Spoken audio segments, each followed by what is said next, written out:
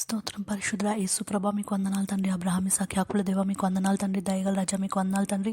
దేవా ఆకాశం మీ సింహాసనం, భూలోకం మీ పాదపీఠం తండ్రి. మీ పాదాల దగ్గర నుంచి నేను మిమ్మల్ని ఆరాధిస్తున్నాను ప్రభువా.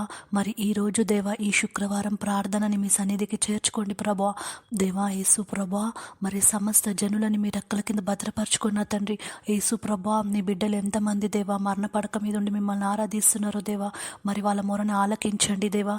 క్యాన్సర్ నుంచి దేవా, మరి హై బీపీస్ నుంచి, బ్రెయిన్ ట్యూమర్స్ నుంచి, ప్రతి ఒక్క సమస్య, ఆరోగ్య సమస్య నుంచి మీరు విడుదల కలిగించండి దేవా. అనారోగ్యాన్ని కాల్చివేసి మీ నామంలో సంపూర్ణమైన ఆరోగ్యం చేత దీవించి ఆశీర్వదించండి. ఆడబిడ్డలందరినీ మీరు ఎక్కల కింద భద్రపరచుకున్న తండ్రి. వాళ్ళ పనిలో మీరు తోడై ఉండండి. వాళ్ళ జాబ్స్ దగ్గర కూడా దేవా ఎటువంటి చెడు వాళ్ళు ఎదుర్కోకుండా దేవా మీరు కాచి కాపాడండి నా తండ్రి. యేసు ప్రభా, ఆడపిల్లల మీద ఎలాంటి అగత్యాలు జరగడానికి వీల్లేదు నా తండ్రి. ప్రభా అదేవిధంగా నా తండ్రి, మరి ఎగ్జామ్స్కి ప్రిపేర్ అవుతున్న నా తండ్రి, కాంపిటేటివ్ ఎగ్జామ్స్కి ప్రిపేర్ అవుతున్న ప్రతి బిడ్డని మీరు జ్ఞాపకం చేసుకొని యేసుక్రీస్తు నామములో వాళ్ళ ఎగ్జామ్లో క్వాలిఫై అవ్వటకు మీరు సహాయం దయచేయండి నా తండ్రి.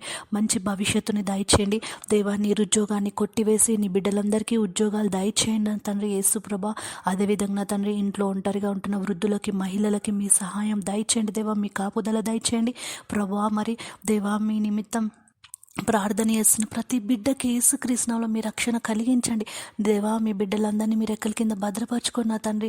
ఈ లోకంలో చెడుని అంతరింపజేయండి, మంచిని వర్ధింపజేసి మీ నామంలో గొప్ప విడుదల కలిగించి ప్రతి బిడ్డని పేరు పేరున జ్ఞాపకం చేసుకొని దేవా అప్పుల బాధ నుంచి విడుదల కలిగించండి, అనారోగ్యం నుంచి విడుదల కలిగించండి, వ్యసనాల నుంచి విడుదల కలిగించి ప్రతి బిడ్డని మీరు రెక్కల కింద భద్రపరచుకొని మీ యొక్క దీర్ఘాయుష్యత ఆశీర్వదించి ప్రతి విషయంలో మీరు తోడు నీడుగా ఉండి కాచి కాపుదల దయచేసి సంపూర్ణమైన విడుదల కలిగించమని యేసుక్రీస్తు నామంలో ప్రార్థించి వేడుకుంటున్నాం నా పరమ తండ్రి. ఆమేన్ నా తండ్రి.